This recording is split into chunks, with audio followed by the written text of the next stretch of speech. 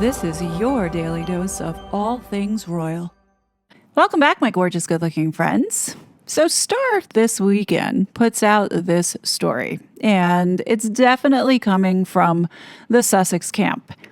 And I want to go through it with you guys because a few months ago when we went through one of these articles talking about Harry reconciling and going back home, we noticed that they were planting a few seeds. And this cover story definitely has quite a lot of seeds. Seeds that I think the first time I've ever seen talk about separation. So let's get into this article and talk about it. The article begins. The meeting was months in the making. Finally, around 5:20 p.m. on September 10th, amid Prince Harry's solo trip to the UK for a series of charity events, his blacked-out Range Rover pulled through the gates of Clarence House, the official London residence of his father, King Charles III. 55 minutes later, the Duke of Sussex departed following their first face-to-face meeting in more than 18 months, raising hopes for lasting reconciliation between the cancer-stricken monarch, 76, and his estranged younger son. Hours later, Harry made a surprise visit to war-torn Ukraine, where he spent time supporting soldiers wounded in the country's war with Russia.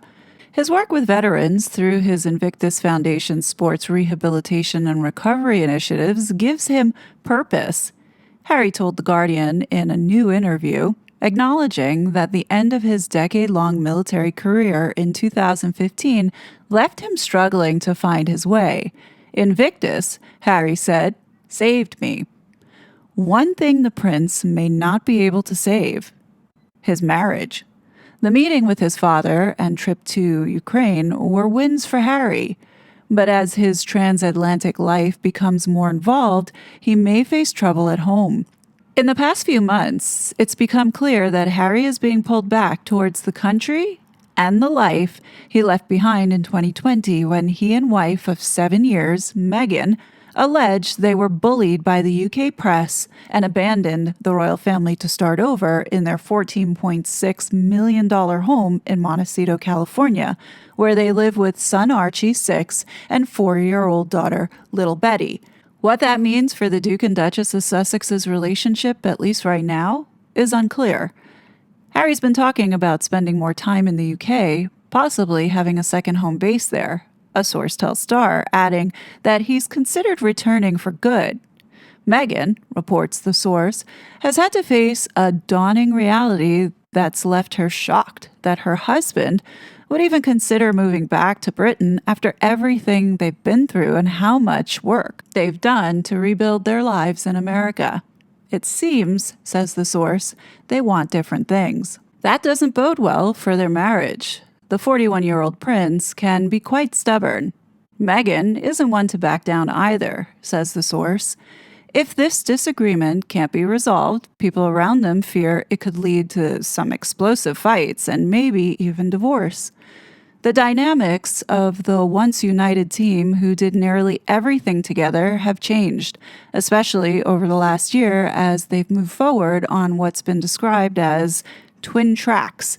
Harry's been focused on his philanthropic initiatives, frequently traveling outside the United States to highlight his work. Meanwhile, the former Suits actress has returned to Hollywood, launching a cooking and entertaining show with Love Meghan and a new lifestyle brand, as ever, with Netflix as a partner this year. It's become a push-pull situation, explains royal biographer Tom Bower. Following Harry's UK trip, the author of Revenge, Meghan, Harry and the War Between the Windsors, told one outlet it's clear Harry and Meghan want different things, though both depend on their royal connections. When it comes to Britain, he becomes a focus of attention, Bower said, of Harry's quasi-royal tours. But of course, he's spare to Meghan, or was in her attempt to become the great television homemaker back home. Very cleverly, Harry has separated himself from Meghan as she did from him, but she still needs him. explained Bauer. After all, there would be no With Love Meghan if viewers weren't curious to catch a glimpse into her royal adjacent life. And so, says Bauer, you've got this couple in Montecito desperately looking for a new purpose in life. Still, making amends with the royal family is a work in progress for Harry. Meeting with Charles galvanized him, says the source, especially after the rogue royal won praise in the very press that he and Meghan alleged hounded him out of Britain.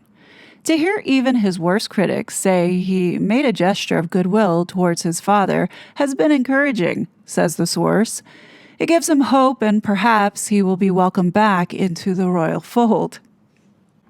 Harry, who remains estranged from his older brother William, hardly hid his hopes for the future in the September 14th Guardian interview, saying he enjoyed the week he spent in Britain.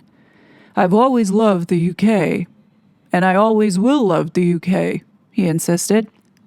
"It's been good to reconnect with the causes I'm passionate about. I've been able to spend some time with people that I've known for so long. It is hard to do it from far away." Another unexpected boon came as the UK reports favorably compared Harry's outings, which drew swarms of supporters to William's thinner schedule, as if what his brother was doing seemed inadequate. Notes the source. For once, Harry came out smelling like a rose. So much has changed in just a few months. In May, after losing his year-long legal appeal against a 2020 government decision stripping him, Meghan, and the kids of automatic police protection when they visit Britain, Harry lamented in his headline-making sit-down with BBC News that Archie and Lily might never be able to safely return to the country where they are 6th and 7th in line to the throne. "I can't see a world in which I would be bringing my wife and children back to the UK at this point," he said, explaining that fears of violence he's received credible threats from al-Qaeda and neo-Nazi groups are too great a gamble. "I think it's really quite sad that I won't be able to show my children my homeland." But in September, asked if he wants to spend more time there and bring his children, he told The Guardian, "Yes, I would," admitting, "This week has definitely brought that closer." In the year ahead, Harry said, "The focus really has to be on my dad." This, says the source, is what Meghan feared would happen. The California native hasn't been back to Britain since Queen Elizabeth II's 2022 funeral and has no desire to return, says the source. She fawned over Harry in recent social media posts. Upon his return, she shared a photo of 2 wine glasses being filled with her as ever whatever rosé, caption, "When your beau is back in town," followed by a sexy pic of her husband in uniform with the message, "Oh hi, birthday boy," alongside a fire emoji for his September 15th birthday.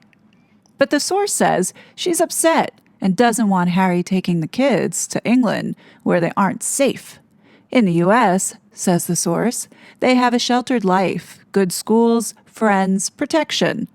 Meghan has already put her foot down to going back to a family that treated her so abominably. Clearly, they are at a historic crossroads. One of the first American-born royals continues to fight moving back to her husband's homeland. No one is denying Harry and Meghan love each other, but they don't see eye to eye, says the source. She's all for Harry making up with his family so long as they keep their life in California and raise their children here. But she wants the royals to stay away from her and her children. And there you go, folks. This is a story that I fully believe came from the Sussex camp. And what I notice here is what I noticed a few months back after the election in an article where I said they're going to start paving the way for Harry to go back home, is the same thing here, where they're paving now the way for this official separation. We're now going to hear how it's not working out for Harry and Meghan. Harry's spending more time in the UK, and they have become different people. Meghan is going to then push the narrative of keeping the kids in the UK. Already, they have planted that seed. Meghan is going to fight tooth and nail, or that's the narrative that we're going to see in all these tabloids of Harry and Meghan all of a sudden now relationship changing to where Meghan's not happy We hear stories about them fighting. Harry wants to go back home because he knows that that's his destiny and that's what he was born to do. And we'll start seeing more of these stories of the family starting to warm up. You notice in this article, they had put that the UK media was being favorable to Harry over William. I mean, we know that the Harkles wrote this. And of course, they're going to spin this. And we see these propagandists in the UK going along with it. I think what's important from this article, because we know that this is what the Harkles use for sometimes, I think what's important to recognize with this Star tabloid article is that we know that Meghan and her camp use it. They use it to push whatever narratives to keep her name in the media. And I do think that this article was used to plant a few seeds. And I don't know if you picked up on it, but this was really one of the first times that I've seen them actually start to plant the seed of them separating and going their own way, meaning dissolving this marriage. The fact that they're saying, they love each other very much, but Meghan's upset. And then the last line saying that Meghan will not allow the children to be near the family. So you know what's going to happen. We're going to start seeing these articles coming out saying how Meghan and Harry have been fighting because Meghan doesn't want to go back to the UK. And then Harry is like now taking more of the royal family's side and saying that he's recognizing how selfish she is and narcissistic. And we're going to start to see everything start to explode. And then before you know it, we've got this messy divorce when I personally think that Meghan's agreement has already been settled. They're now just setting the stage to, whatever timeline that they're on to get Harry back into the fold. It's clear that this is where they're going. It's clear that this is the narrative now that they're positioning for Harry. And I'm going to tell all of you not to buy it because it's not okay what they did. It's not okay that they spent the last 4 years causing so much heartache and pain for people that were innocent in all of this, all for what? All to push this woke ideology and to push legislation here in the United States. And that's the thing that they don't want coming out. That's the thing that they don't want people talking about. So here they have to craft a whole new narrative in order to fool the masses on trying to, put this to bed because it failed. It backfired. I don't think they thought Elon Musk was going to buy Twitter. And that's just my opinion, because what we're seeing now all makes complete sense, especially in the time window and time frames. When you look at the beginning of this relationship, when Meghan came on board, to when they got married, and then to when they left, just in time for Biden to get into the office. Yeah, this is no accident. Yeah, we were lied to on such a level, and it would take other independent journalists to talk about it because we know that the mainstream media is not going to talk about it. And that's the frustrating thing about all of this. They jerked us around. They did what they wanted to do, and there were no consequences. And that's what makes me angry. We literally had an election stolen in 2020 and now suffering the consequences of these assholes who came here pushing this woke garbage and globalist mindset. All the while grifting off the American taxpayer, and they're going to completely get away with it, which is the most maddening thing out of all of it. They want you to believe that Harry's trip to the UK was all roses. I mean, he came out smelling like a rose over William. Really? But here's the thing. Those that are not close to this, they're probably going to take it at its face value and its word because this is what they're pushing to create this optics, to create the optics that Harry was so well received and that he had swarms of supporters waiting for him back in the UK, which was not true.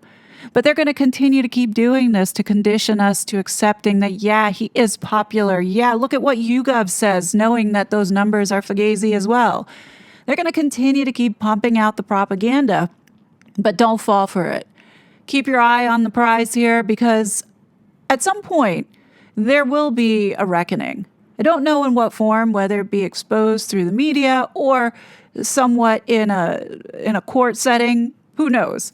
But there will be a reckoning to where justice will come as long as we don't give up. because that's exactly what they're trying to do. They're trying to flood the media with all kinds of shit, but to make us believe that Harry is on his way back. No, we're going to continue to keep calling it out. Now, what concerns me, though, is what we're seeing in the UK with the Islamist takeover, that Britain is actually falling. And if you saw the clip that I had posted earlier today with Katie Hopkins talking about how she thinks William and Catherine will be the last of the institution, and I would happen to agree with her, especially by the way things are trending in the UK with the Islamist takeover. I don't see how the institution is going to sustain, as they're not keeping and holding British tradition and values, especially Christianity. Christianity is severely under attack right now. What really concerns me, though, is William putting his family ahead of the institution and saying, you know what, our safety, our livelihood is worth more than running an institution where you have people who don't respect it and putting their lives in danger. And I could see him choosing Catherine and the children over, holding something that doesn't really have the sparkle anymore as a result of everything that has gone on these last couple of years. And right now, when you look at the manpower of the royal family, they're running pretty thin. We know that Charles wanted to cut back and slim it down. Well, he did, but now look at where they're at. They're at this point where it's almost as if they're going to have to ask Harry to come back, especially, when the time comes for King Charles's funeral and then for William to take over. If that happens soon, look at Prince George. He's not of age yet. So you're going to have Harry needing to step in. I mean, it worries me because we know that this one is that devious, evil, manipulative, and dangerous to figure out a way to get to that throne. Because we know that that's what she wants, and she will do anything to get there, even if it is ruling over a country that has been taken over as part of the Islamic State. Now, the sad part about it, even though so many say that, it will never happen, the fact that there is the chance that it could happen, whether the probability is very low, the fact that there's still a chance, right? That is enough for me to be concerned, because this woman, as dangerous as she is, will find a way. And I know that there are people out there saying, well, if Meghan does take the crown, then that's the end of the institution. I disagree. I mean, we're looking at all these globalists doing whatever the hell they want, and the people have no say. Now, the truth of the matter is there are sick people that want to see this woman on the throne. And this asshole actually thinks that she deserves to be there.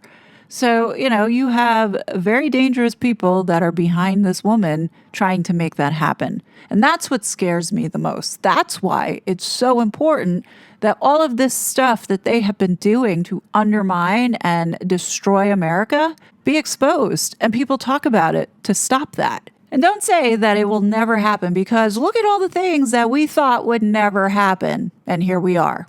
I never thought I would be saying that I am really concerned that there's a possibility of New York City electing a Muslim mayor who is pro-jihad.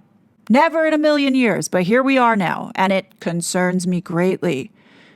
You guys have the same concern. This woman is a threat to the institution. She really is. This woman has no business being anywhere near any kind of power, because it's just stupid and dangerous. But that's my thoughts on this. What do you guys think? Definitely leave your thoughts below. As always, I will be back with more content, but until then, please be safe, and I'll talk to you later. Bye. Such a fraud.